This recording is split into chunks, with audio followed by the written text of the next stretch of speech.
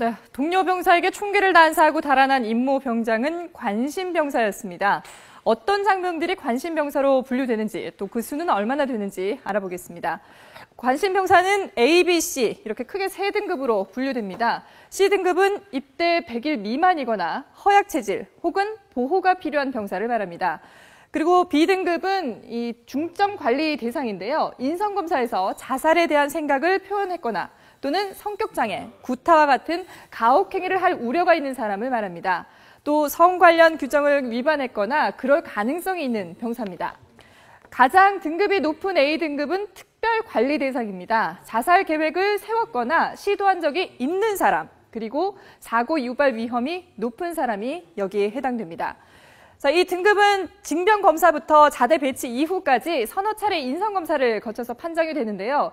임병장의 경우는 지난해 1월 22사단으로 전입을 해서 4월 검사에서 A등급으로 판정을 받았다가 11월 B등급으로 한 단계 낮아졌고요. 그리고 한 달 뒤 GOP에 투입됐습니다. 자, 그렇다면은 전체 군인 가운데 관심병사는 과연 얼마나 될까요? 전체 육군 병력 50만 명 가운데 3만에서 4만 5천 명 정도, 그러니까 6에서 9% 정도가 관심병사로 추정되고 있습니다.